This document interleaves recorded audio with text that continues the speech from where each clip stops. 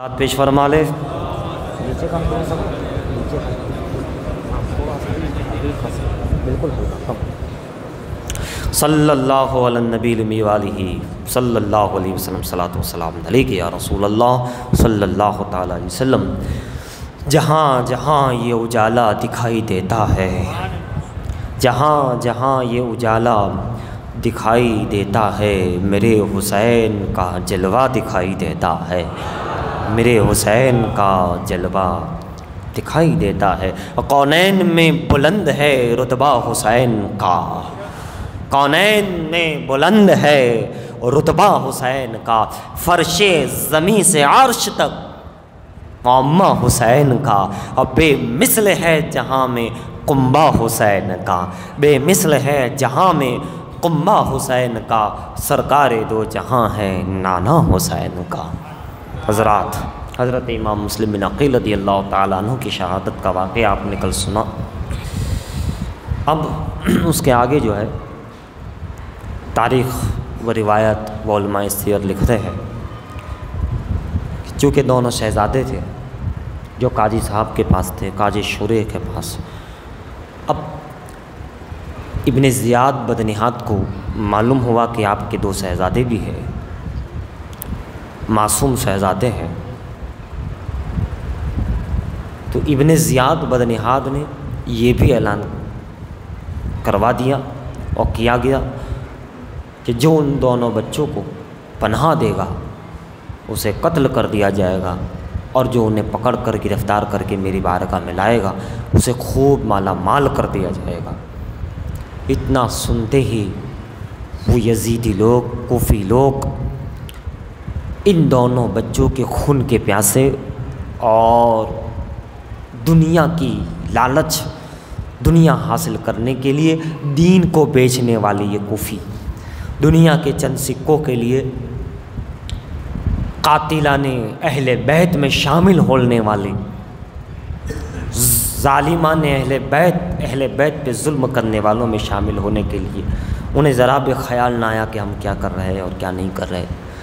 حضرات، جس کی نگاہوں کے سامنے دنیا کی دولت کا پردہ پڑ جاتا ہے، پھر وہ حق باطل، سچ جھوٹ، اونچ نیچ، عالی رسول، عبادت، ریاضت، ایمان، وہ سب چیزیں نہیں ہوتی۔ صرف جب دنیا ہی دنیا دکھتی ہے تو پھر اس کے لیے کوئی معنی نہیں رکھتا کہ حق کیا ہے، باطل کیا ہے، حلال کیا ہے، حرام کیا ہے، صحیح کیا ہے، غلط کیا ہے۔ یہی کوفیوں کا ہو رہا تھا۔ انہیں اتنا بھی نہ آیا کہ یہ کیا ہم کر رہے ہیں، جبکہ وہ لوگ کوئی یہودی نصارہ نہیں تھے، کلمہ پڑھنے والے، نماز پڑھنے والے، اپنے آپ کو مسلمان کہنے والے، ان کا رہن سہن مسلمانوں جیسا۔ یہ پورے کے پورا کوفہ اور کوفی اور ابن زیاد خود کلمہ گو تھا، یہ سب کلمہ گو ہے، کلمہ پڑھنے والے لوگ ہیں۔ لیکن جناب، دیکھنے والی بات، سوچنے والی بات ہے، مجبور کرتا ہے سوچنے پہ کہ ایسی کون سی چیز اس پہ آن پڑی تھی کہ انہیں حق نظر نہیں آیا۔ صم بکم عمی فہم لا یبصرون، وہ اندھے ہیں، حق کو نہیں دیکھتے، وہ بہرے ہیں، حق کو نہیں سنتے، وہ گونگے ہیں، حق کو نہیں بولتے، اور وہ مردہ ہے، انک لا تسمع الموتیٰ، وہ مردہ ہے، حق کو تسلیم نہیں کرتے۔ قرآن کی آیت ہے یہ، حق ہوتے ہوئے بھی انہیں نظر نہیں آتا، آنکھیں ہیں نظر، کان ہیں مگر نہیں آتا۔ فرمایا یہ اندھے ہیں، بہرے ہیں، گونگے ہیں، مردے ہیں۔ یہ ہمیں کوفی مردے ہیں، یہ ابن زیاد مردہ، یہ ابن زیادی لوگ مردہ، یزیدی لوگ مردہ۔ حق کو جو نہ دیکھے، حق پر نہ چلے، حق کا فیصلہ نہ کر سکے، حق کو تسلیم نہ کر سکے، وہ مردہ نہیں تو کون؟ قرآن کا فیصلہ ہے، اٹل فیصلہ ہے، صم بکم عمی۔ اور دوسرے مقام پر انک لا تسمع الموتیٰ، وہی ہمیں کربلا کی اس واقعے میں نظر آ رہا، مردہ ہی مردہ۔ دنیا جس کے سامنے ہو، یا کوئی ایسی چیز کی ہوس یا لالچ ہو، پھر انسان کوئی کے سامنے حق رکھو، قرآن رکھو، آیت رکھو، حدیث رکھو، دلائل رکھو، وسائل رکھو، وہ نہیں مانتا تو نہیں مانتا۔ سامنے اگر مسلم بن عقیل ہو تب بھی نہیں مانتا، دونوں شہزادے محمد ابراہیم ہو تب بھی نہیں مانتا، خاندان مصطفیٰ سامنے ہو تب بھی نہیں مانتا، امام حسین سامنے کھڑے ہو کر تب بھی وہ نہیں مانتا۔ ہم بتا کے کیا منوائیں گے؟ وہ خود سامنے ہو تب بھی پھر ایسا انسان نہیں مانتا تو نہیں مانتا، مردہ ہے، بے ایمان لوگ ہیں، ظاہر میں ایمان لا الہ الا اللہ کہہ رہے تھے، لیکن یہ ایسا لا الہ الا اللہ کہنا کوئی فائدے مند نہیں، اس کا کوئی حاصل نہیں، لا حاصل، کوئی مقصد اور مطلب نہیں۔ جناب والا، یہ لوگ ان معصوم 6 7 8 9 یا 10، ایک 6 سال کا بروایت 8 یا اوپر اور اگر مورخ دیکھے تو 8 یا 10 سال کی عمر کے محمد اور ابراہیم 2 شہزادے، ان کی تلاش جاری ہو گئی۔ کوفی لوگ نکل گئے کہ ہم انہیں پکڑ کے لائیں گے تو بہت سارا مال ملے گا، ابن زیاد کے دربار میں عزت اور وقار ملے گا، ان کی قربت ملے گی۔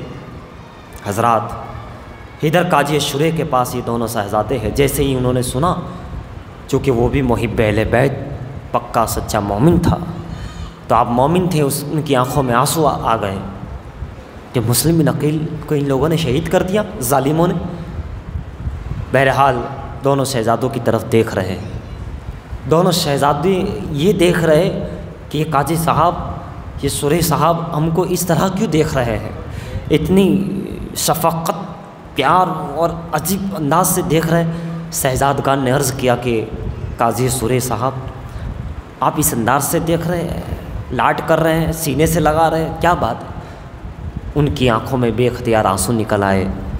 وہ کچھ کہہ تو نہیں سکتے تھے، یعنی کہنا نہیں چاہتے تھے، لیکن بچے خود ہی سمجھ گئے، تم تو ایسے دیکھ رہے ہو جیسے کوئی یتیم کے سامنے دیکھا کرتا ہے، کوئی مجبور کے سامنے دیکھا، لاوارث کے سامنے دیکھا جاتا ہے۔ اب تو کیا تھا، ان کی آنکھوں میں سیلاب اتر آیا، قاضی صاحب کے سینے سے لگایا اور کہا ہاں ایسا ہی کچھ ہے، ان ظالموں نے، ابن زیاد نے تمہارے ابو جان، بابا جان حضرت امام مسلم بن عقیل کو رضی اللہ عنہ شہید کر دیا ہے۔ انا للہ و انا الیہ۔ اتنا سننا تھا کہ دونوں شہزادے گلے مل کر خوب بے تحاشا رونے لگے کہ اب ہمیں کون مدینے پہنچائے گا، اب ہمارے ابو جان نہیں رہے، اب ہماری پرورش کون کرے گا، اب کیا ہوگا، کیسے ہوگا۔ اس مسافر کے عالم میں، اس مظلومیت کے عالم میں ان سادات کو، ہم بچوں کا کون خیال رکھیں گا، اس کوفی کے اندر، اس غدار ماحول میں، اس دنیا پرست ماحول کے اندر۔ بہرحال قاضی صاحب نے ان کو سمجھایا اور کہا کہ اگر آپ کی آواز بلند ہوئی تو یہ یزیدی کتے تمہیں ڈھونڈ رہے ہیں، کہیں ایسا نہ ہو کہ تمہاری آواز چلی جائے اور تمہیں اٹھا کر کے پھر ابن زیاد کے دربار میں لے جایا جائے، لہٰذا آپ خاموش ہو جائے۔ وہ دونوں بچے خاموش ہوئے۔ آپ یعنی قاضی شریح نے اپنے لڑکے اسد کو بلایا اور کہا کہ جاؤ انہیں اچھی طریقے سے حفاظت کے ساتھ، عراق کی دروازے سے آج رات کو شہر مدینے کو ایک قافلہ جانے والا ہے، اس قافلے کے ساتھ اچھا ایماندار سچا مومن محب اہل بیت ان کو یہ دونوں شہزادے دے دینا اور کہنا حفاظت کے ساتھ انہیں شہر مدینہ پہنچا دیا جائے، یہ شہزادے رسول ہے، ان کا خیال رکھا جائے۔ اسد جو ہے وہ بھی چونکہ باپ ایسے ہے، بیٹا بھی ان کو بہت حفاظت کے ساتھ عراقی دروازے پہ لے گیا، لیکن سومی قسمت میں جو لکھا تھا، پتہ چلا کہ قافلہ کچھ دیر پہلے روانہ ہو چکا ہے، یہاں سے کچھ کر چکا ہے۔ بہرحال اسد کچھ دیر تک تو کچھ قدم تو ساتھ میں لے کر کے چلے، لیکن جب دیکھا کہ جو ہے اب زیادہ آگے جانا جو ہے بہت دور ہے، لہٰذا بچوں کو بتایا کہ دیکھو سامنے قافلہ کی گرد نظر آ رہی ہے، دھول اڑ رہی ہے، جو تمہیں قافلہ وہ جا رہا ہے، تم دوڑ کر کے اس قافلے سے مل جاؤ، یہ شہر مدینہ جائے گا، ان قافلے کے ساتھ تم بھی مدینہ پہنچ جاؤ گے۔ واللہ العظیم دونوں بچے ہیں، عجیب ماحول ہے، کیا اکیلے ہے۔ اسد بھی پلٹ گیا، جیسا کہ اب وہ قافلے سے اپنے باپ کی شہادت ہوئی ہے، مگر کہاں لاشا ہے بچے نہیں جان رہے، اسی شہر میں ہے، مل نہیں سکتے ہیں، باپ کا چہرہ نہیں دیکھ سکتے ہیں۔ بچے سوچ رہے، کبھی والد کی یاد آ رہی ہے، کبھی اس بے سر و سامانی کا خیال ہے، اور کبھی یہ خیال آ رہا ہے کہ کوئی بات نہیں، ہم چل رہے ہیں، دوڑ رہے ہیں، مدینہ تو پہنچ جائیں گے، پہلے شہر تو پہنچ جائے، اپنے وطن اپنے گھر تو پہنچ جائے۔ دوڑ رہے ہیں تاکہ قافلے سے مل جائے. ننھے قدم ہے، بچے ہیں، مسافر ہے.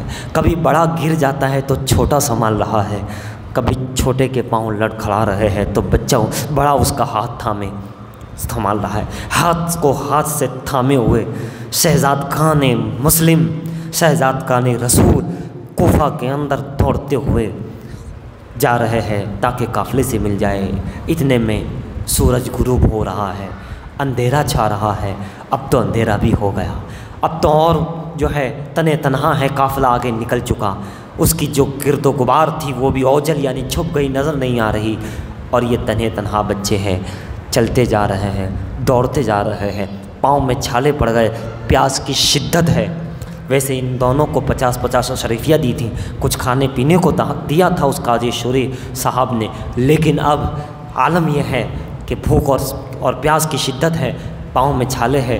اور اس نیت سے، اس ارادے سے، یہ سوچ کر کے تیز قدم چلتے جا رہے ہیں کہ ہم مدینے کے قریب آ رہے ہیں، ہم اپنے وطن کے قریب آ رہے ہیں. واللہ العظیم رات کا وہ سناٹا ہے، رات چھا گئی ہے، عجیب ماحول ہے، کوئی بندہ نظر نہیں آ رہا ہے. تنے تنہا یہ دو شہزادے ہیں اور دوڑتے چلے جا رہے ہیں. رات بھر چلتے رہے، لیکن جب صبح ہوئی ابھی وہ اپنے شہر یعنی اسی کوفہ میں تھے. شہر کو پہچان ہی رہے تھے کہ ایک یزیدی نے اسے دیکھ لیا، کوفی نے ان لوگوں کو دیکھ لیا، ان دونوں شہزادوں کو دیکھ لیا. فوراً آیا وہ اور ان دونوں کو اٹھا کر کے ابن زیاد کے دربار میں پیش کر دیا. وہ چلتے رہے لیکن قسمت یہ تھی کہ کوفہ ہی میں رہے، اتنا دور باہر نہیں پہنچ پائے. بہرحال جو تقدیر میں لکھا تھا، شہادت ان کی بھی لکھی تھی. بہرحال جب ابن زیاد کے پاس پہنچے تو ابن زیاد نے دیکھا کہ اچھا یہ ہے وہ دو شہزادے. کہا ہاں یہ دو شہزادے ہیں. کہا ٹھیک ہے، ہم یزید کو پوچھیں گے کہ ان کا کیا کرنا ہے، لیکن جب تک ان کو قید کر لیا جائے. اور جو قید کا داروغہ تھا انہیں بتا دیا کہ ان کو جو ہے بالکل ان پر نظر رکھنی ہے اچھی طریقے سے، یہ یہاں سے نکلنے نہیں چاہیے. داروغہ مشکور نامی تھا اس کا. کہا کہ تم کو اس کا دھیان رکھنا ہے اچھی طریقے سے، یہ یہاں سے نکلنے نہ چاہے. ہم یزید کا حکم دیکھیں گے کہ ان کے بارے میں کیا حکم آتا ہے، کہ انہیں قتل کرنا ہے یا پھر زندہ دمشق بھیجنا ہے. بہرحال ان کو قید کر لیا گیا. رات جب ہوئی تو یہ مشکور جو تھے یہ بھی محب اہل بیت تھے، پکے سچے مومن تھے، مسلمان تھے. لہٰذا انہوں نے جیل کا دروازہ کھولا، اندر گئے، خوب خدمت سلامی دی اور دونوں کو لے کر اپنے گھر چلے گئے.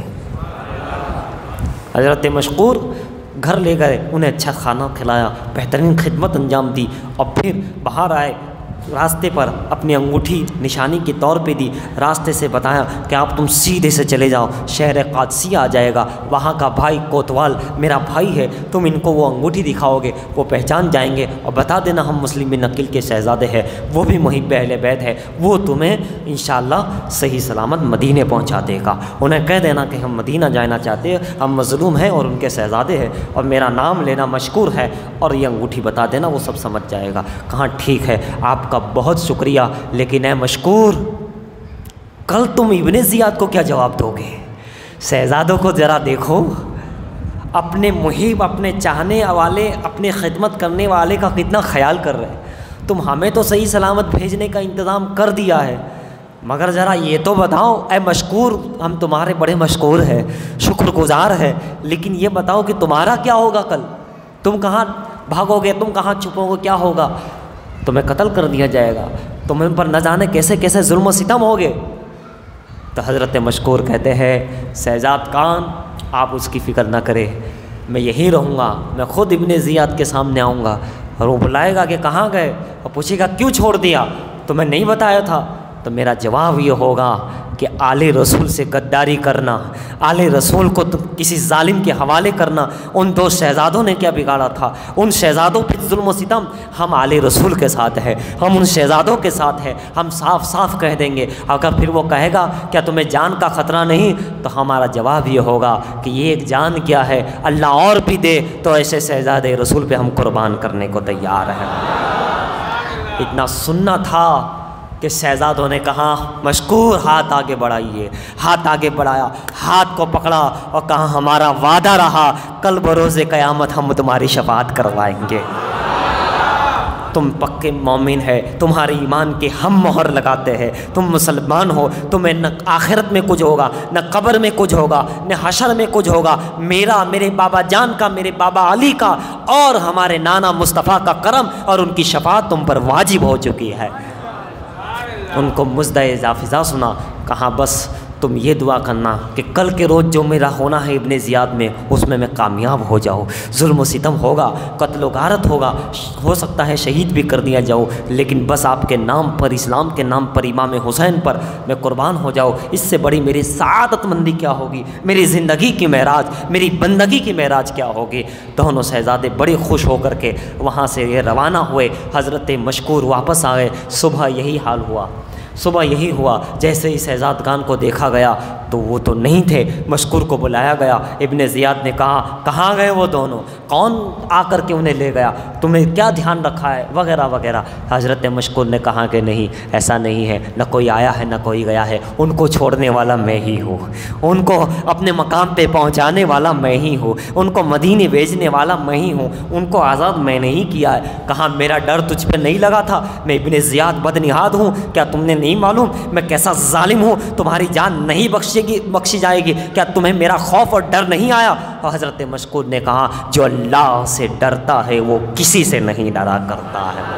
ہم مومن ہیں، ہمارا ایمان ہے، ہمارا یقین ہے، ہمارا وشواس ہے، ہمارا وجدان ہے، ہمارا ضمیر ہے، لہٰذا ہم جو ہے اس کا سودا نہیں کیا کرتے، ہم ایمان کا سودا نہیں کیا کرتے ہیں، ہم اللہ سے ڈرتے ہیں۔ کہا ہم تمہاری جان لے لیں گے، کہا جان حاضر ہے، جان تو حاضر ہی ہے، جو تو چاہے تو لے لے، اس سے کوئی ہمیں سروکار نہیں ہے۔ یہ جان کیا ہے اسی کی دی ہوئی ہے، یہ مال کیا ہے اسی کا دیا ہوا ہے۔ اگر وہ آلے پیغمبر پہ، اسلام پہ اگر قربان ہو جاتا ہے تو اس سے بڑھ کر سعادت مندی کی بات کیا ہو سکتی ہے۔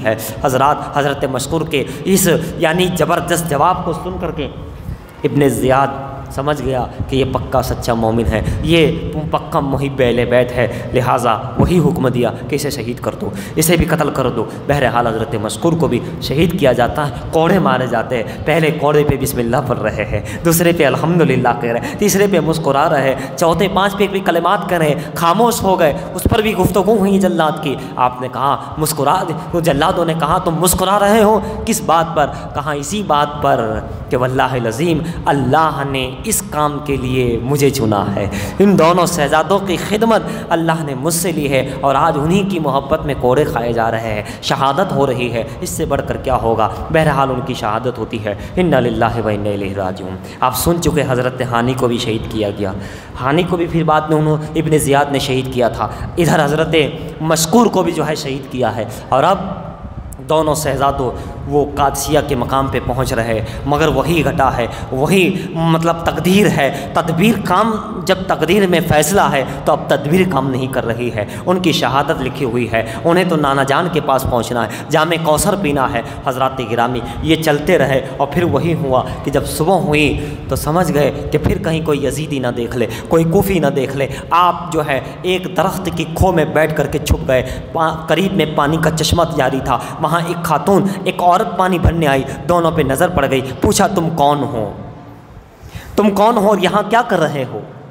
یہ نورانی چہرے، چاہتے تو یہ حضرات جھوٹ بول سکتے تھے، کچھ اور کہہ سکتے تھے، لیکن واللہ یہ سچوں کا خاندان تھا، سچے لوگ تھے، جان پہ بن آئی تھی، لیکن سچ ہی بولا۔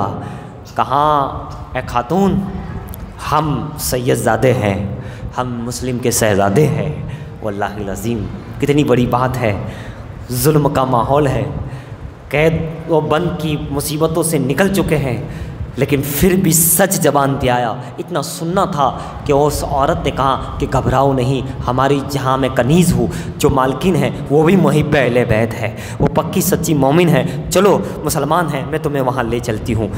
بچوں نے سچ بولا، سبحان اللہ۔ دونوں کو لے کر کے وہ کنیز جب جا کر کے اپنی مالکن کو بتاتی ہے تو وہ بڑی خوش ہوتی ہے، انعام سے اسے نوازتی ہے کہ شہزادہ رسول، خاندان مصطفیٰ کے 2 بچے اگر میرے گھر آتے ہیں تو سبحان اللہ ہمارا گھر رشک جنت بن جاتا ہے، ہمارا گھر برکتوں والا بن جاتا ہے، ایک عالق پیغمبر ہمارے گھر آئے ہیں۔ بہرحال انہوں نے بڑی خدمت کی اور اچھے سے کھانا کھلایا، خوب ان کی زلفوں کو سہلایا، اور پھر ایک الگ سے جو کمرہ تھا وہاں پر دونوں کو لیٹا دیا کہ تم یہاں بستر لگا دیا، اب تم تھک گئے ہو، بہت لمبا سفر کیا ہے، بہت چلے ہو، تم آرام کرو، اور یقیناً بڑے تھک گئے تھے، لہٰذا جیسے ہی لیٹے نیند آ گئی۔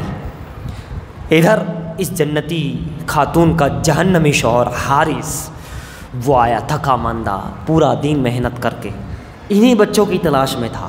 کیوں کہ بچے مل جائے تو میں لے کر ابن زیاد کے پاس جاؤ اور خوب ساری دنیا کماؤ، لہٰذا تھکا ماندہ، اس کی جو سواری تھی وہ بھی مر چکی تھی، آیا بھائیوں کو بولا کھانا لگا، کھانا دیا گیا، تھکا ماندہ تو آیا ہی تھا، شیطان سو گیا۔ ایک یہ ہے کہ خاتون کو تلاش تھی، اس خاتون تک نیک بچے پہنچے، اور ایک یہ ہے کہ یہ جہنمی انہیں تلاش کر رہا ہے نا، تاکہ میں دنیا کماؤں اس سے، اور ایک یہ ہے کہ ان کے ذریعے دین کمایا جا رہا ہے، جنت کمائی جا رہی، بشارت کمائی جا رہی، شفاعت رسول کمائی جا رہی ہے۔ حضرات رات کو سو گیا، لیکن یہ ہوا کہ آدھی رات ہونے کے بعد دونوں شہزادے جاگے اور رو رہے ہیں۔ کیوں؟ بڑے نے چھوٹے سے کہا، چھوٹے نے بڑے سے کہا، کیا کہا کہ ہم نے خواب دیکھا ہے۔ کہا کیا خواب دیکھا ہے؟ کہا خواب یہ دیکھا ہے کہ نانا جان ہے صلی اللہ علیہ وسلم، ابو جان ہے امام مسلم کی، اور خواتین ہیں، اہل بیت ہے جو دنیا سے پردہ کیے ہوئے ہیں، وہ حضرات ہے، بی فاطمہ ہے گویا کہ نانا جان آقا علیہ السلام امام مسلم سے ابو جان سے فرماتے ہیں، اے مسلم تم تو آ گئے ہو، دو شہزادوں کو کہاں چھوڑ کر آئے ہو، وہ کہاں ہیں؟ تو انہوں نے عرض کیا کہ حضور یا رسول اللہ صلی اللہ علیہ وسلم ان قریب وہ دونوں بھی تشریف لانے والے ہیں۔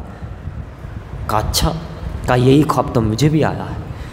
کہا اس کا مطلب یہ ہے کہ اب ہمارا بھی اس دنیا سے جانے کا وقت قریب آ گیا ہے، شہادت کا گویا وقت قریب آ گیا، جان دینے کا وقت قریب آ گیا، ہم مدینے نہیں پہنچ پائیں گے اب اس زندگی کے اندر، اب سیدھے ہم مدینے والے آقا سے ملاقات کریں گے، اب سیدھے نانا جان سے ملاقات ہوگی، ایسا ہی لگتا ہے۔ یعنی اس طرح کے خواب، اس طرح جب خواب آیا تو دونوں ایک دوسرے کو گلے مل کر کے رو رہے ہیں اور خواب سنا رہے ہیں، اور کہا کہ واللہ العظیم پتہ نہیں کیا ہوگا۔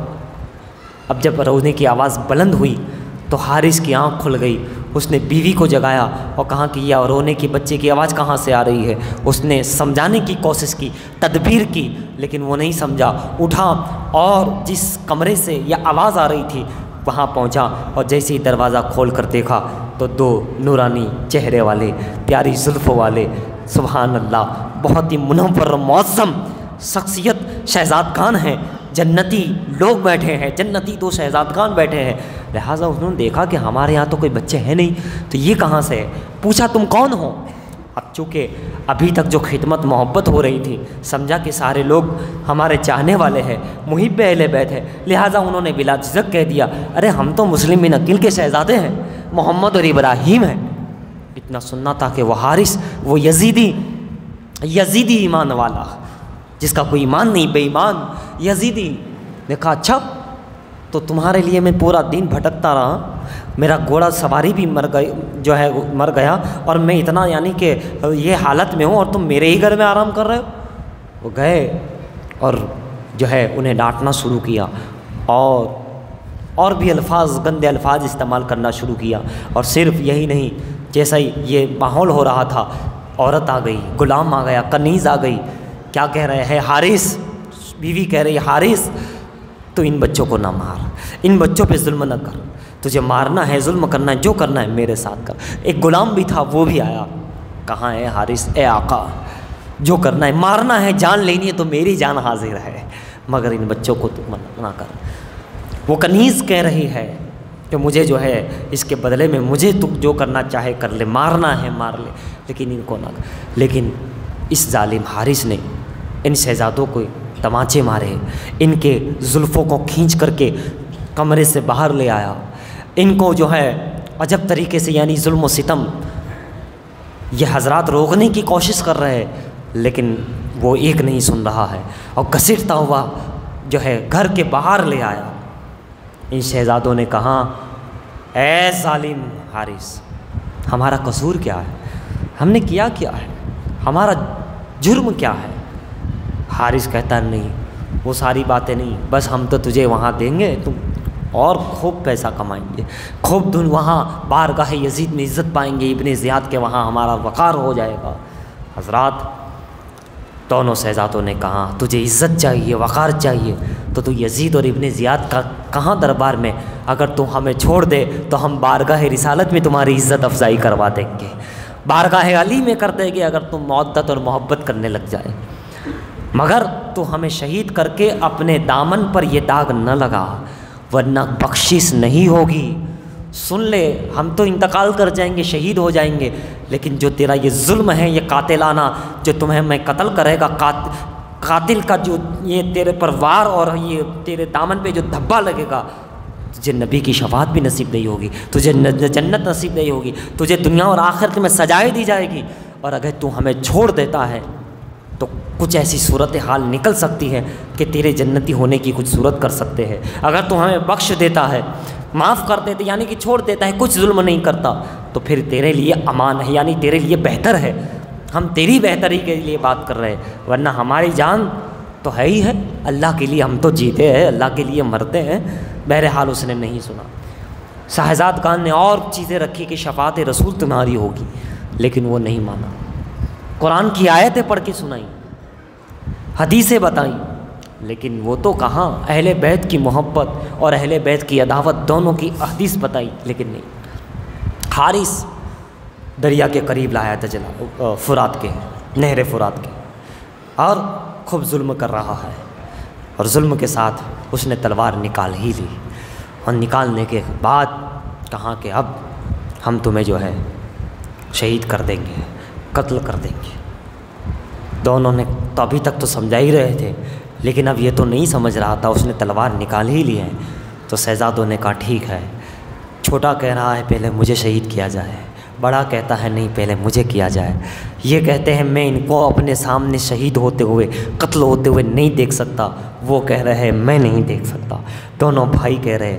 بہرحال محمد جو بڑے بھائی تھے ان کو قتل شہید کیا گیا، دوسرے بھائی کو شہید کیا۔ اس ظالم نے دونوں کے سر کو جو ہے شہید کر دیا، الگ کر دیا۔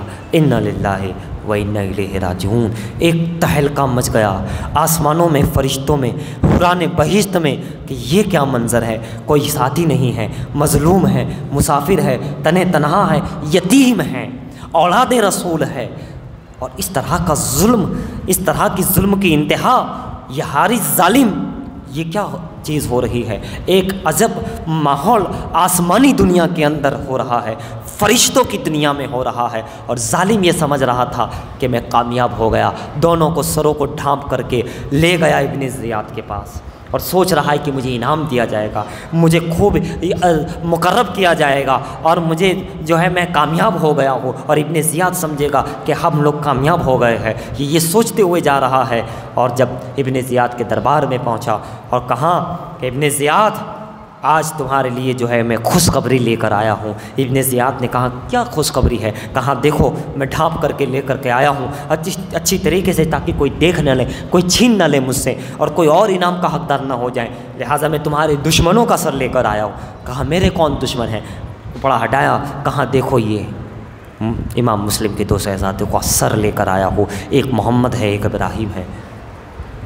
ابن زیاد نے دیکھا، فوراً کہا حارث ان کو قتل کرنے کا کس نے کہا تھا؟ ان کا سر قلم کرنے کا تجھے کس نے کہا تھا؟ یہ آرڈر کس نے تجھے دیا تھا؟ صرف گرفتار کرنے کی لانے کی بات کہی تھی، لیکن تو قتل کر کے لا رہا ہے۔ ابن زیاد بدنہاد کی زبان سے یہ جملہ نکل ہی گیا کہ تجھے اس پہ رحم نہیں آیا، حالانکہ خود بھی ظالم تھا، لیکن جب اس نے یہ دیکھا تو اس کی زبان سے بھی یہ جملہ ادا ہو رہا ہے کہ اے حارث تو کیسا ظالم ہے، ان بچوں پہ تمہیں رحم نہیں آیا، انہیں قتل کرتے ہوئے تیرے کو کتنا سکی القلب ہے، تو کتنا بڑا ظالم ہے۔ ظالم خود ظالم کہہ رہا ہے۔ یہ لوگ کتنے بڑے ظالم و جابر تھے، ایمان ختم۔ مطلب کچھ اندازہ لگائیے، جب ظلم بہت انتہا پہ جاتا ہے تو پھر اس کا ایمان بھی پھر چلا جاتا ہے۔ اگر مومن مسلمان کسی پہ ظلم کر رہا ہے اور ظلم کرتے کرتے کرتے وہ ظلم کرتے ہی جا رہا ہے تو سمجھ جانا اب اس کا ایمان نکلتا جا رہا ہے۔ کفر کے بعد ظلم، کفر تو ہے ہی کفر، لیکن اگر مومن ہو تو ظلم بہت خطرناک چیز ہے۔ ظالم اللہ کا لعنتی ہے۔ قرآن اٹھا کے دیکھیں، لعنت اللہ ہے۔ ظالم کفر کے قریب ہوتا چلا جاتا ہے، ظالم جہنم کے قریب ہوتا اگر کسی پہ ظلم کر رہے ہو تو اب ظلم کرنا چھوڑ دو، ورنہ یہ ظلم تمہیں کفر تک لے جا سکتی ہے، جہنم کا حقدار بنا سکتی ہے۔ ظلم ظالموں کی بخشش ہرگز نہیں، یعنی اس کا بدلہ دنیا اور آخرت میں مل ہی جاتا ہے، کسی بھی صورت میں ظالم کو مل جاتا ہے۔ جس طرح کفر سے بچتے ہو اسی طرح ظلم سے بھی بچتے رہو، اس لیے کہ اللہ کے رسول نے فرمایا مظلوم کی آہ، مطلب تم ظلم کر رہے ہو، سامنے والا مظلوم ہے، صبر کر رہا ہے، تم اس کا گھیراؤ کرتے جا رہے ہو، ڈراتے جا رہے ہو، کسی طرح بھی ظلم کر رہے ہو، کسی طرح بھی، اور وہ بیچارہ مظلوم ہے، تو آقا فرماتے یہ مظلوم کی آہ، اور مظلوم کی آہ سے ڈرو بچو، یہ تمہیں تباہ کر دے گی اگرچہ کافر ہو۔ آقا فرماتے مظلوم کی آہ سے بچو، جس کا میں مفہوم عرض کر رہا ہوں، اگرچہ کافر ہو، یعنی کافروں پہ بھی اگر تم ظلم کرتے ہو اور کسی وجہ سے وہ مظلوم ہو رہا ہے اور تم مسلمان ہو، سامنے والا کافر ہے، تم اس پہ ظلم کر رہے ہو، تو وہ بھلے ہی کافر ہے، اب تم اس کے کفر کو نہ دیکھو مگر تم ظلم نہ کرو، کیونکہ وہ اگر مظلوم ہو گیا تو پھر اس کی دعا، اس کی بد دعا، اس کی آہ عرش کو ہلا دے گی اور تمہاری خیریت اب نہیں ہے۔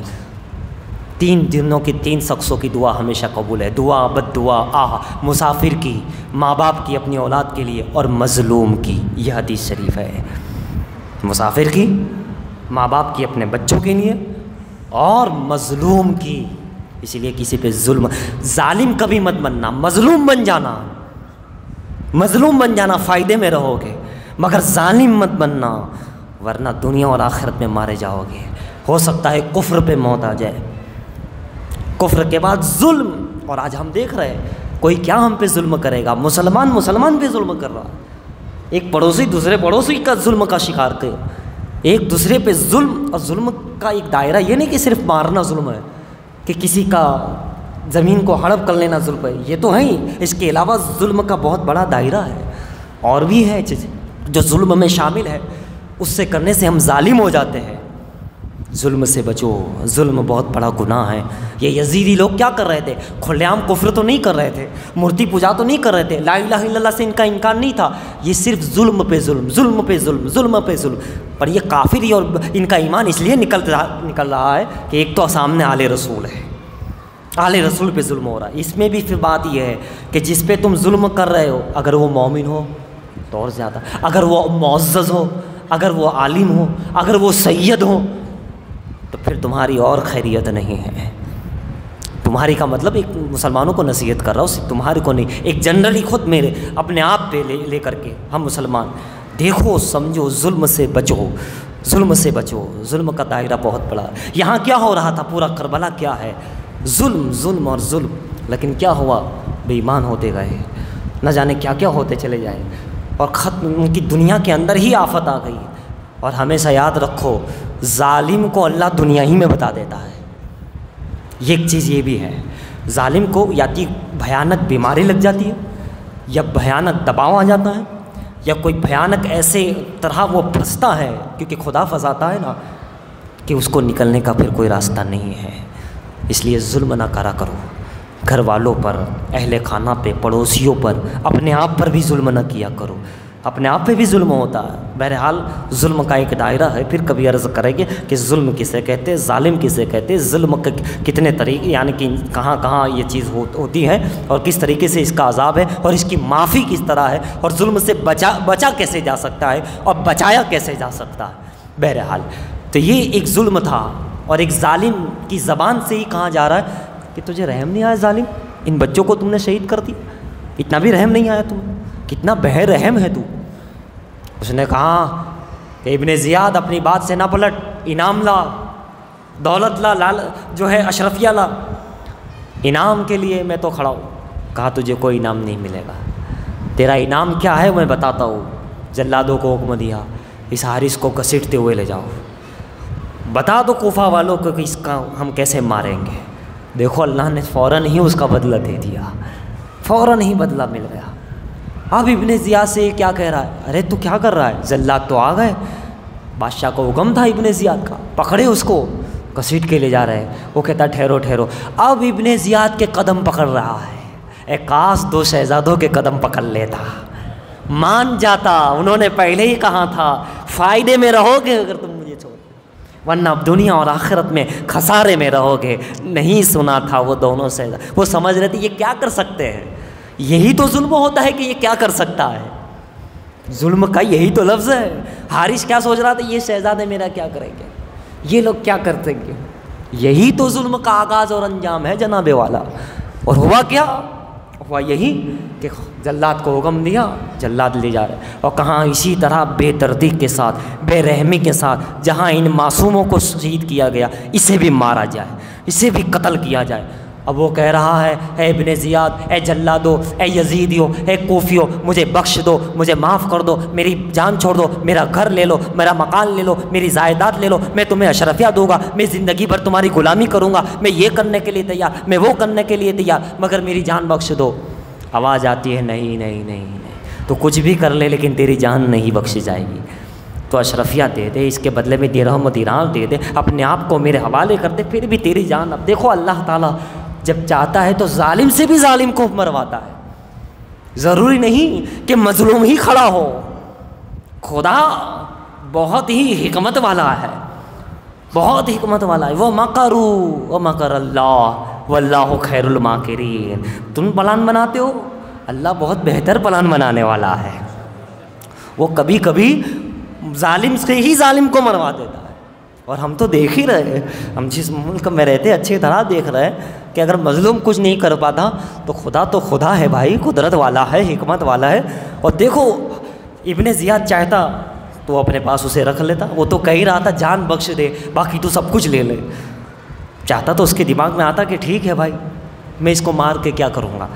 لیکن نہیں, خدا جب کرنا چاہتا ہے, کروانا چاہتا ہے تو ظالموں سے کام لے لیتا ہے. مختار صفقی سے کام لے لیتا ہے, ابن زیاد سے کام لے لیا, مچھر سے کام لے لیتا ہے, ابابیل سے کام لے لیتا ہے, پہاڑوں سے کام لے لیتا ہے, کنکروں سے کام لے لیتا ہے. وہ کسی سے بھی کام لے لیتا ہے. وہ خدا کی قدرت ہے, شان حکمت, شان قدرت بہت زبردست ہے. بندے کی سمجھ سے باہر ہے کہ وہ کہاں کس طریقے سے کام لے لے. اور یہاں یہی کام لے لیا.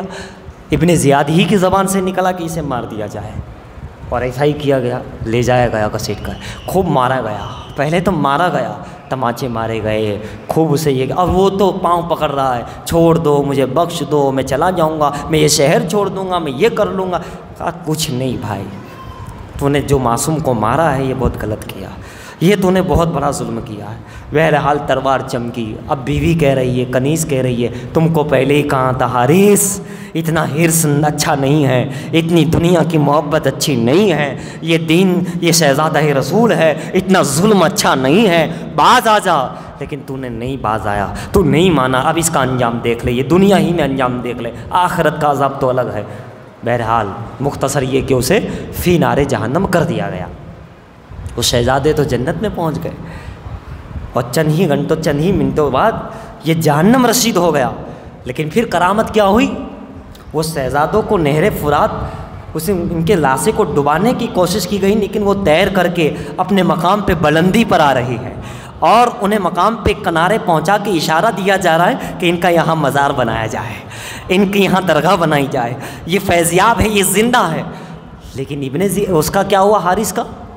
حارث کو جب مدفن کرنے کی ان یزیدیوں نے, اس کے خاندان والوں نے کوشش کی تو زمین میں ہلی, زلزلہ آ گیا, قبر سے اس کا جنازہ نکل کر پھینک دیا گیا. عذاب ظاہر ہو رہا. دوسری مرتبہ دبایا گیا, دوسری مرتبہ بھی زمین نے نکال کے پھینک دیا. ایسے کو ہم بھی قبول نہیں کرتے, زمین نے بھی قبول نہیں کیا. تیسری مرتبہ بھی کیا گیا, تیسری مرتبہ خوب مٹی ڈالی گئی, دبایا گیا. لیکن تیسری مرتبہ جیسے دبا کے ہٹے, پھر زمین نے اکھاڑ کر کے پھینکا.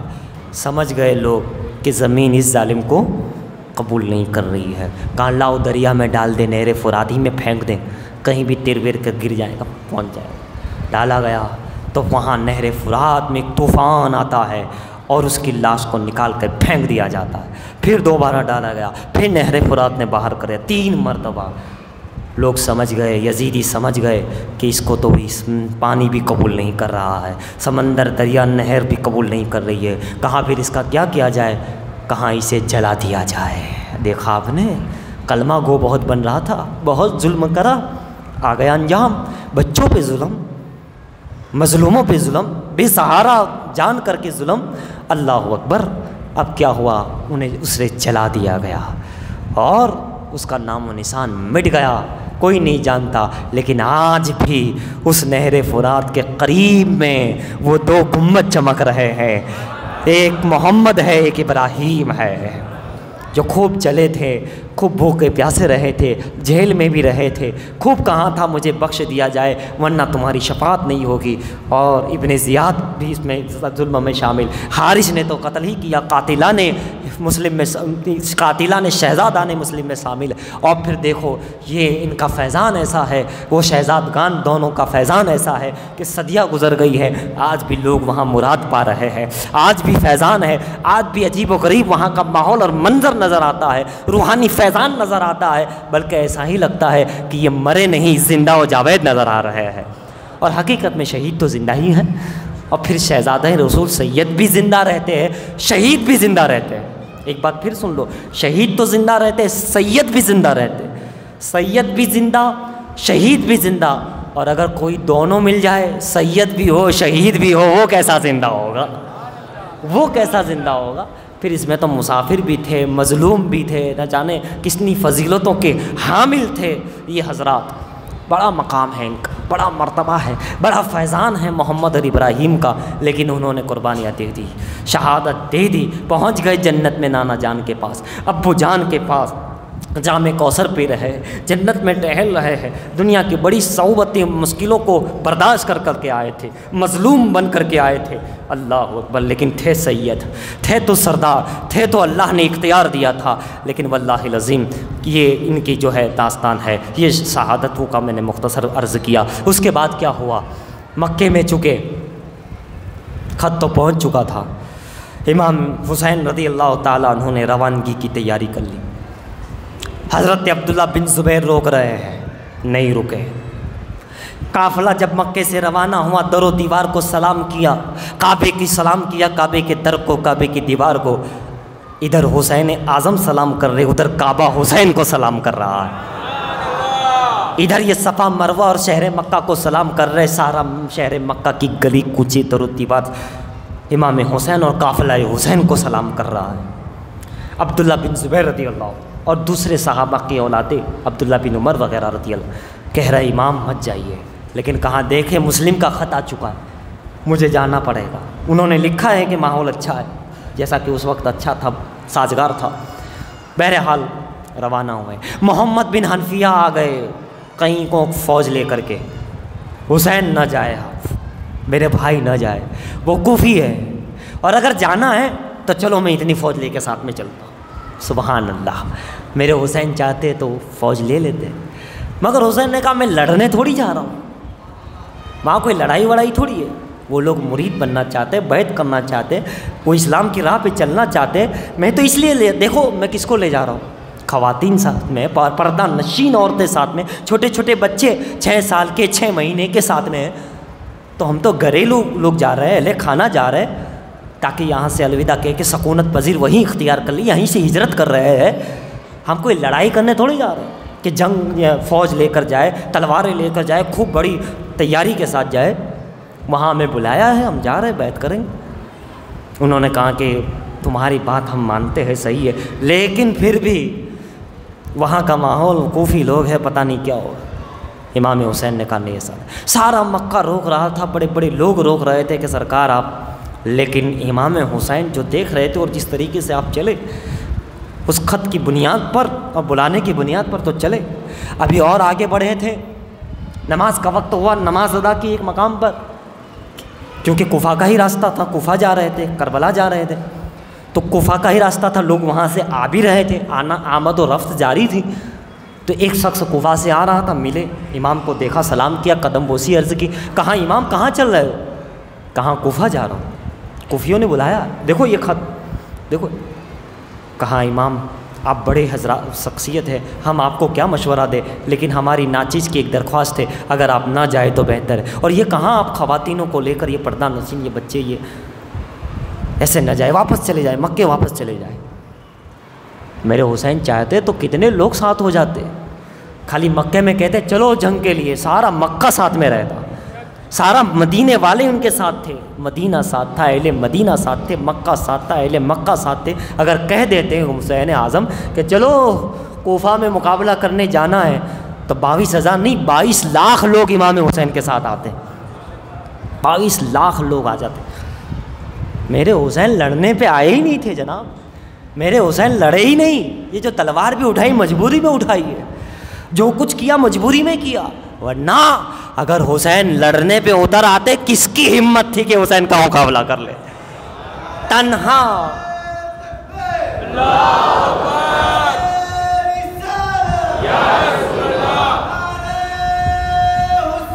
یا حسین، اگر میرے حسین لڑنے پہ مقابلہ کرنے پہ آ جاتے تو تنہا حسین ابن علی کافی تھے. لیکن یہ لڑنے کا گئے ہی نہیں تھے. تو کہا کہ حضور آپ واپس جائیں، لیکن وہی آپ نے کہا اب ہم اللہ کی راہ میں نکل چکے ہیں، واپس پلٹ کے جانا یہ ہمارے میں شیوا نہیں دیتا، ہمارا کام نہیں. پلٹنا اللہ کی راہ سے یہ ہم لوگ نہیں کرتے. چل پڑے تو چل پڑے، نکل گئے تو نکل گئے، ہم پہنچیں گے. بہرحال سفر ہوتا رہا. ایک اور مقام آیا، پھر وہاں سے ایک فیزو کر کے ایسا کچھ نام ہے، غالباً وہ شاعر بھی تھے. امام حسین کو دیکھا، انہوں نے سواری روکی، سلام کیا، دعا کی اور کہا حضور آپ کہاں کا ارادہ رکھتے ہیں؟ کہا کوفہ جا رہا ہوں. کہا کیوں؟ کہا دیکھو یہ خطوط ہے اور یہ ساری. کہا حضور واپس چلے جائے. کہا کیوں؟ کہا امام مسلم بن عقیل کو شہید کر دیا گیا اور دونوں شہزادوں کو بھی شہید کر دیا گیا. شہادت کی خبر اب مل رہی ہے. اب تو کیا ہونا ہے؟ واپس پلٹنا ہے، کیونکہ شہید کر دیا گیا. صریح دلیل موجود ہو گئی، بندہ حاضر ہے، کوفہ سے آیا ہے. کوفہ کا ماحول کیا ہے؟ امام نے پوچھا تو کہا کہ وہاں کا ماحول بدل چکا ہے. آپ کا شہدائی نہیں ہے، اب آپ کے سامنے تلواریں ہیں. امام مسلم کو شہید کر دیا گیا، دونوں شہزادوں کو. اب آپ کہاں جا رہے ہیں؟ شرعی دلیل گواہ بندہ موجود ہے. اب تو پلٹنا بنتا ہے، واپس مکے آنا بنتا ہے. لیکن حسین اعظم شہید کربلا نے کہا جب ہم اتنے قریب آ گئے ہیں منزل کے تو ہم واپس نہیں جائیں گے، ہم جائیں گے، ضرور جائیں گے. حضرات آخر حسین اعظم کو وہ کون سا روحانی اشارہ کام کر رہا تھا؟ دنیا کچھ اور کہہ رہی تھی، حسین کچھ اور کر رہا ہے. ایسا ہوتا ہے کبھی کبھی آل رسول، دنیا کچھ اور کہتی ہے، فتوے کچھ اور کہتے ہیں، کچھ اور دارالعلوم کچھ اور کہتا ہے، اور خانقاہ کا سید زیادہ کچھ اور کہہ رہا ہوتا ہے. تاریخ میں ہوا ہے، بہت بار ہوا. خود حسین کر رہے ہیں، بڑے بڑے فقیہ مکے کے، حضور آپ کا جانا صحیح نہیں، حضور اب تو شرعی دلیل آ گئی. مگر حسین ہے، حسین ہے. اللہ اکبر. انہیں معلوم تھا نانا جان سے کیا اشارہ ہوا ہے. وہ نانا جان کے کہنے پر جا رہے تھے، رسول اللہ سے سیدھے سن کر جا رہے تھے. لہٰذا آپ نے چند حضرات کو بتایا کہ ایسا ہوا. ابھی پورے قافلے والے کو، گھر والوں کو بھی بتایا نہیں، صرف اتنا چند حضرات کو بتایا کہ امام مسلم کی شہادت ہو گئی اور ساتھ میں 2 بچے بھی شہید کر دیے. اتنا سننا تھا کہ سب میں یہ کیا ہو گیا؟ مسلم کا خط تو بتا رہا تھا کہ بہت اچھا ماحول ہے. کہا ہاں انہوں نے یہی بتایا، بہت اچھا ماحول تھا، لیکن اب بدل چکا ہے، ماحول بدل گیا ہے. تلواریں آ گئی اب ان کے ہاتھ میں، پھول کی جگہ تلواریں آ گئی. قدم بوسی کی جہان کے دشمن بن گئے اب. اور اب یہ ہے کہ وہ ہمارا انتظار کر رہے ہوگے کہ یہ بھی آئے تو انہیں بھی قتل کر دیا جائے معاذ اللہ. تو کہا اب امام کیا کہہ رہے، واپس پلٹے رکے یا کہیں اور جگہ کا رخ کرے، کوئی اور شہر جائے؟ کہا نہیں، جہاں ہم صراط مستقیم پہ چلتے سیدھا ہی راستہ، ہم چلیں گے تو سیدھا ہی چلیں گے، ہم سیدھے وہیں پہنچیں گے. بہرحال اور آگے قافلہ پڑاؤ ڈالا، نماز کا وقت ہوا پڑ. تو پھر سامنے سے بھائی وہی راستہ ہے کوفہ سے آنے جانے کا، لوگ آ رہے. پھر ایک شخص ملا، امام کو سلام دعا کی، قدم بوسی کی، محبت کرنے والا تھا. میرے امام نے پوچھا کوفے کا کیا حال ہے؟ کہا حضور آپ کہاں جا رہے؟ کہا کوفہ. کہا حضور بہت معافی، قدموں میں سر رکھ دیا. کہا حضور وہاں مت جائیے، امام مسلم کی شہادت ہو گئی، 2 بچوں کی شہادت ہو گئی، وہاں آپ ایک خون کے پیاسے ہیں، آپ کے خاندان کے خون کے پیاسے ہیں، وہاں ظالم یزیدی لوگ ہیں، ابن زیادی لوگ ہیں. اور ساتھ میں آپ کو یہ بھی بتا دوں اے امام کہ قادسیہ کے مقام پہ عمر سعد ابن سعد جو ہے کئی ہزار کا لشکر لے کر تمہاری انتظار میں کھڑا ہے کہ تم آؤ تو قتل کر دیا جائے۔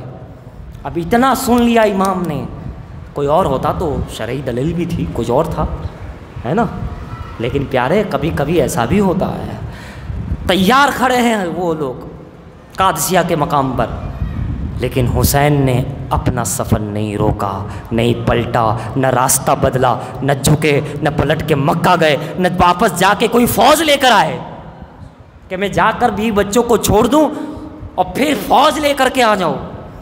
نہیں نہیں نہیں نہیں، واللہ یہ کیا تھا، یہ حسین جانتے تھے، رسول اللہ جانتے تھے، یہ اللہ رسول اور حسین کے درمیان ایک راز تھا جو راز ہی میں رکھنا مناسب تھا، اس لیے حسین اعظم ظاہر نہیں کر رہے تھے۔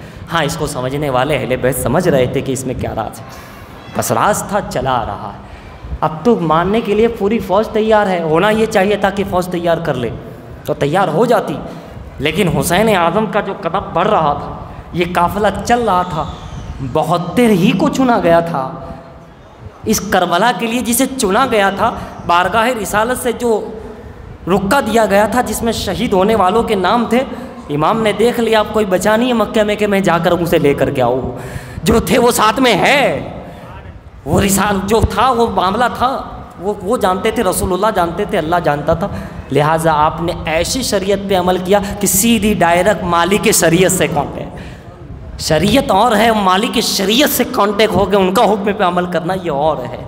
تو جب مالک شریعت سے کسی کا رابطہ ہوتا ہے تو پھر وہاں شریعت تھوڑی رک جاتی ہے، اور رکنا ہی پڑے، خود آقا آ گئے، اب خود مالک آ گیا ہے، لہٰذا پھر قافلہ چلا، پھر آئے ایک شخص ملے، حسین، وہ لوگ تیار کھڑے ہیں، قادسیہ پہ کھڑے، ویسے غالباً اس سفر میں قادسیہ آنے والا نہیں تھا، ورنہ وہیں ملاقات ہو جاتی، وہیں لڑائی ہو جاتی، وہیں نہ جانے کیا کیا ہو جاتا۔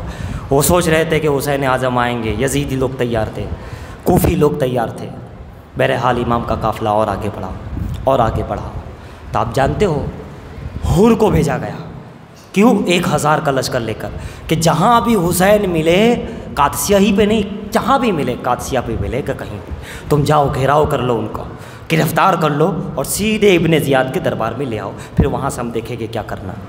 تو 1000 کا لشکر لے کے حور آیا اور ان کی ملاقات ہوئی حسین سے، ان کی ملاقات ہوئی، حور نے دیکھا، گھیراؤ کر لیا، نماز کا اب گھیراؤ کر لیا، میرے حسین نے فرمایا حور، چونکہ اسی پہ سالار تھے 1000 کا، اور بڑا بہادر تھے آپ، بعد میں حسین ہی ہو گئے تھے، بڑے جو ہے بہادر تھے، تو حسین نے اعظم سے کہا، حور نے، حسین ہم تمہیں گرفتار کرنے آئے ہیں، تم تمام لوگوں کو ابن زیاد کے دربار میں لے جانے آئے ہیں، یہ کرنے آئے ہیں، یہ کرنے آئے، اور اگر تم چاہتے ہو کہ یہ سب کچھ نہ ہو تو بیعت کر لو، مہر لگا دو، مان لو خلیفہ امیر المومن مان لو یزید کو، بیعت کر لو، قبول کر لو، تمہیں باعزت لے جایا جائے گا، تمہیں واپس بھیج دیا جائے گا، تو خالی قبول کر لو، دستخط کر لو، لکھ کر دے دو، ہم پہنچا دیتے۔ حور نے، امام حسین نے کہا تو بیٹھ، میری پہلے پوری بات سن، تجھے پوری بات کا پتہ نہیں ہے، یہ آدھی ادھوری باتوں میں فیصلہ نہ کر۔ کہا ٹھیک ہے، بیٹھا۔ اب امام حسین نے شروع سے لے کے آخر تک پوری داستان بتائی۔ جب حور نے پوری داستان سنی تو قدموں میں گرا۔ ایسا ہوتا ہے نا، ایک کی بات سن کے، آدھی ادھوری بات سن کے فوراً دوسرے پہ اٹک۔ وہ بھی سمجھ رہے تھے حور کہ یہ حسین غلط ہے، پہلے یہ سمجھ رہے تھے، لیکن جب حسین سے بات ہو گئی، امام حسین سے، اب حور کو یقین ہو گیا کہ حسین غلط نہیں ہے۔ جب تک کوفیوں کے ساتھ تھے، جب تک وہاں کی باتیں سنی تھی، سوچ رہے تھے کہ یہ غلط کر رہے، یہ غلط کر، یہ باغی ہے، یہ فلاں ہے، یہ فلاں ہے، لیکن جب امام حسین نے بات کر لی، روبرو گفتگو ہو گئی، پوری داستان بتا دی اول سے آخر تک، تو اب حور کو یقین ہو گیا کہ یہ تو ہم لوگ غلط ہے، یزید غلط ہے، ابن زیاد غلط ہے، حسین صحیح ہے۔ نماز کا اتنے میں اذان ہو گئی، میرے حسین نے کہا بتا اب کیا کرتا ہے، نماز کس کے ساتھ پڑھے گا، وہاں کے ادھر؟ کہا حضرت جب حقیقت سامنے آ گئی ہے، حق کھل گیا ہے، اور اس کے بعد میں کہیں اور نماز پڑھوں؟ نہیں، ہم تو آپ کے پیچھے نماز پڑھیں گے۔ تو ایسا ہوتا ہے، ایک کی بات سن کر بہت دباؤ میں آ کر ایکشن نہیں لیا جاتا، پہلے سامنے والے کی داستان سنیے، حقیقت سنیے، ایک کی طرف سن کر فیصلہ نہیں کہ یہ بھی ظالموں میں شامل ہو جائے، دوسرے کی پوری بات سنو، حق کا فیصلہ کرو کہ اس میں کتنا سچ ہے کتنا جھوٹ ہے نا، ورنہ وہی یزیدی والا۔ جب حور نے یہ بات سنی تو کہا اب تو صحیح ہے۔ اذان ہوئی، امام حسین نے نماز پڑھائی، بھلے حور ان کی طرف سے آیا تھا، 1000 لوگ اس کے ساتھ تھے، لیکن حور نے امام حسین کے پیچھے نماز پڑھی، حقیقت کھل گئی تھی۔ اور کربلا کے میدان میں بھی امام حسین نے یہی کہا تھا، آخر میں یہی باتیں رکھی تھی کہ 2-3 باتیں میں رکھتا ہوں تم اسے مان لو۔ ایک، یزید سے میری بات کروا دو سیدھے، ہو سکتا ہے بات کرنے سے کچھ مسئلہ حل ہو جائے۔ وہ کہاں دمشق میں بیٹھا تو یہاں بیٹھا، کہاں کی بات کہاں کس طرح۔ دوسرا، اگر یہ نہیں کرنا چاہتے ہو تو میں جہاں سے آیا ہوں مجھے واپس جانے دیا جائے، میری شہادتوں کے دھبے نہ لگاؤ، اتنے بڑے گناہ گار ظالم نہ ہو جاؤ، واپس بھیج دو، تم تمہاری دنیا جی لو، میں اپنی دنیا چلا جاتا ہوں۔ اگر نہیں مکے جانے دیتے واپس تو پھر مجھ پر ہی چھوڑ دو، میں جہاں چاہوں گا چلا جاؤں گا۔ کتنی اچھی بات ہے امام حسین کی، ہے نا، مظلوم امام کی، کتنی پیاری بات، سیدھے بات کروا دو یزید سے، چلو دمشق۔ اگر یہ بات ہو جاتی تو بڑا زبردست ہو جاتا، یزید کے دماغ میں امام حسین کی گفتگو اتار ہی دیتے۔ جب ان کا خاندان اچھے اچھوں کے دماغ میں اتار دیتا ہے تو حسین ہوتے تو یزید کا دماغ میں اتار ہی دیتے کہ یہ بات ہے، لیکن قدرت کو کچھ اور منظور تھا، ملاقات نہ ہو پائی، روبرو نہیں ہوئے، جانے بھی نہیں دیا واپس مکے۔ اور تیسری جگہ جانے کی بات تھی تو وہاں پر بھی آرڈر یہ آیا کہ نہیں، انہیں کہیں بھی نہیں جانے دیا جائے، یا تو بیعت یا تو جنگ، یا تو بیعت یا تو جنگ۔ یہ آخری باتیں ہیں، آخر میں جب ہوا تھا کسی نے پوچھا حضور آپ کہہ رہے کہ ہم کہیں اور چلے جاتے، تو بعض نے ایسا کہا ہے کہ حسین اعظم نے کہا کہ کہیں اور جانے کی مراد یہ تھی میری کہ میں ہندوستان کی طرف چلا جاتا، کیونکہ ہم جانتے ہیں ہندوستان میں محبت والے رہتے ہیں۔ ہم کوفہ بھی اسی لیے آئے تھے کہ محبتوں سے بلایا گیا، ہم ہر جگہ نہیں جاتے، ہر ایک کے دل میں نہیں سماتے، ہم ہر ایک کی زبان پہ محبت سے نہیں آتے، جو ہم سے محبت کرتا ہے وہی جاتے ہیں۔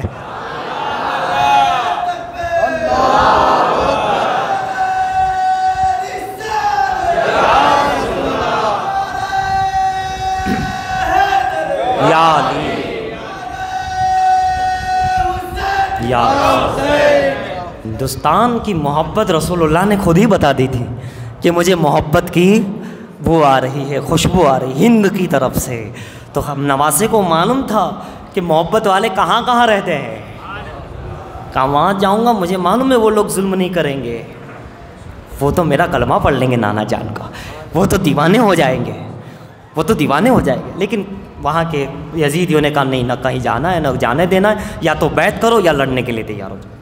بہرحال وہ آخری بات ہے، بات پہ بات آئی تو میں نے عرض کیا، امام کے پیچھے نماز پڑھی، لیکن حور چونکہ ان کی طرف سے آیا تھا نا، اب اگر ابھی ظاہر کر دیتا کچھ تو وہی 1000 یزیدی کچھ اور ماحول وہاں ہو جاتا، لہٰذا حکمت عملی سے کام کیا گیا۔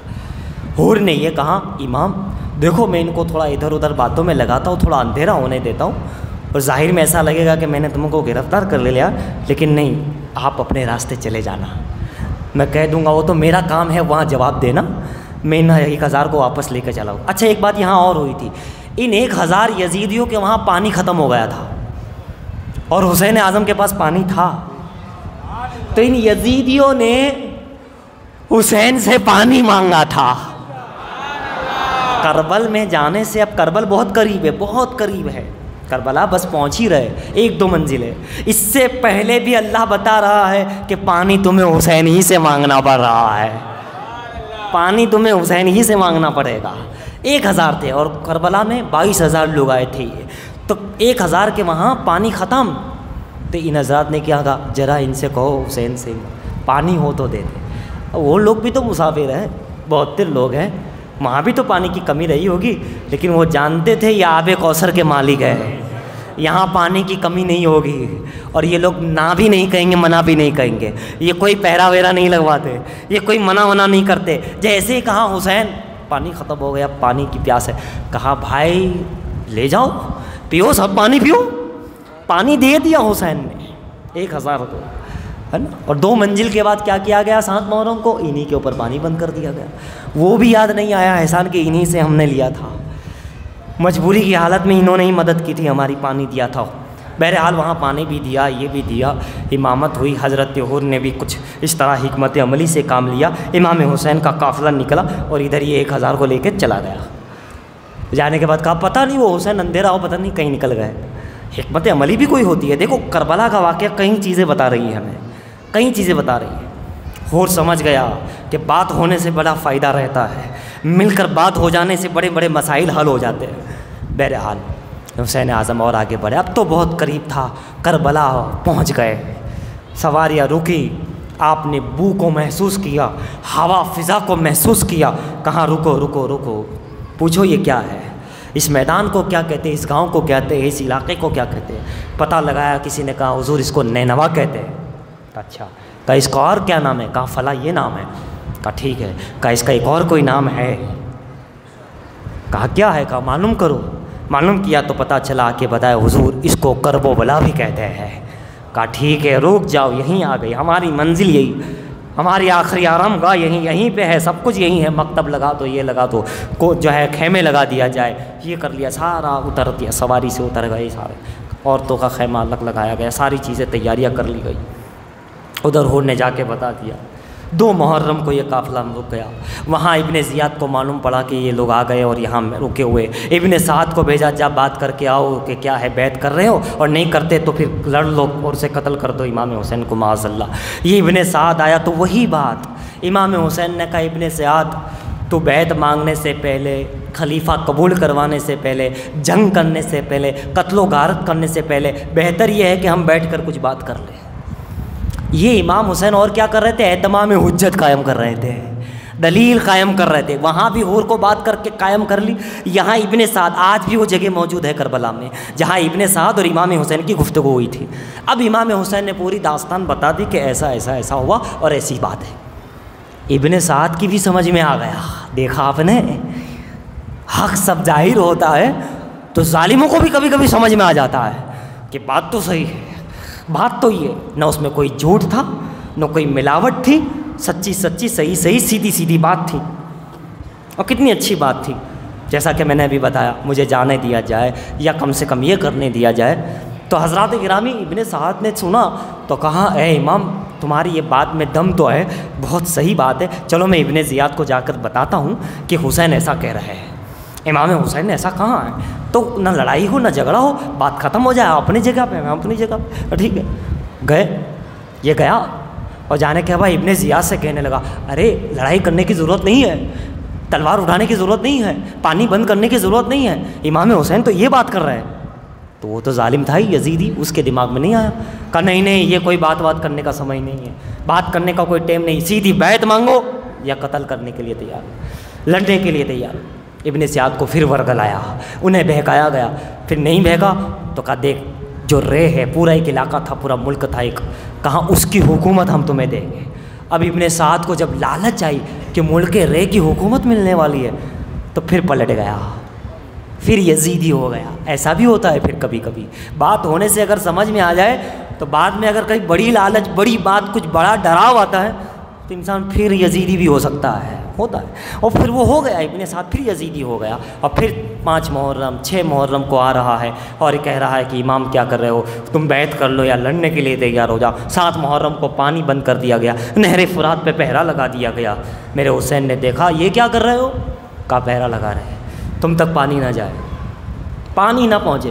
کہا یہ کون سا انصاف ہے, یہ کون سا عدل ہے, یہ کون سے خلیفے کی حکومت ہے, یہ کون سے مسلمان, کیسے مسلمان ہیں جو ایک دوسرے مسلمان پہ پانی اور نہر فرات بند کیا جا رہا ہے, مسافروں پہ پانی بند کیا جا رہا ہے. اللہ کا پانی ہے, وہ اللہ کا جاری کردہ پانی ہے, سبھی مخلوق کے لیے ہے, سبھی کائنات کے لیے ہے, ہر کوئی اسے پیتا ہے. اللہ کی چیز سب مخلوق کے لیے ہوتی ہے. لیکن بہرحال تم پہرا لگا رہے, اس سے ہمیں کوئی فرق نہیں پڑے گا, لیکن یہ ظلم بڑا تمہیں نڑے گا, تم اس کے لیے مارے جاؤ گے, تم اللہ کا عذاب تمہیں دنیا میں بھی ملے گا, اس کے بدلے میں تمہیں اللہ کا عذاب آخرت میں بھی ملے گا. تم نے پانی مجھ پہ بند کیا ہے لیکن پیاسے تم مارے جاؤ گے. اس لیے کہہ رہا ہوں مت لگاؤ، پیاسے تم رہو گے، ہم کو تو رہنے کی عادت ہے، ہم رہ لیں گے، ہم بھوکے رہ لیں گے، پیاسے رہ لیں گے، کیونکہ جنت ہماری ہے، کوثر ہمارا ہے، نانا جان ہمارے ہیں، اختیار ہمارا ہے، اسلام ہمارے گھر کا ہے، قانون ہمارے گھر کا ہے، ساری چیزیں ہماری چیز ہے، ہمارے گھر کی ہے۔ مسئلہ تمہارے لیے ہے، تم اپنی غلامی کو سنبھالو، یہ غلامی تم چھوڑ رہے ہو، مارے جاؤ گے، قبر میں عذاب ہوگا، بڑا دردناک ہو سکتے کفر پہ موت آ جائیں، ہو سکتے اللہ اور رسول کی ناراضگی میں موت آ جائے، لیکن بہرحال ظالموں نے پہرا لگا ہی دیا، دن بدن پہرا، وہ تعداد بڑھ رہی ہے سپاہیوں کی، 22,000 کا لشکر ہو رہا ہے، 7، 8 محرم، 9 محرم، عجیب ماحول ہے کربلا کا، میدان کربلا کا۔ جیسا کہ میں نے ابھی بتایا، ایک ہوتا ہے ظاہر میں اور ایک ہوتا ہے سیدھا رسول اللہ سے، سیدھا رسول اللہ صلی اللہ تعالیٰ علیہ وسلم سے، سیدھا پیارے آقا سے۔ یہ کئی اولیاء اکرام کو ہوا ہے، بلکہ بڑے بڑے اولیاء کو ہوا ہے۔ بات ختم کرنے جا رہا ہوں، بات مکمل کرنے جا رہا ہوں آج کی گفتگو۔ حضرات کرام نہیں، آپ دیکھتے چلے جائیں، یہ ہندوستان میں آج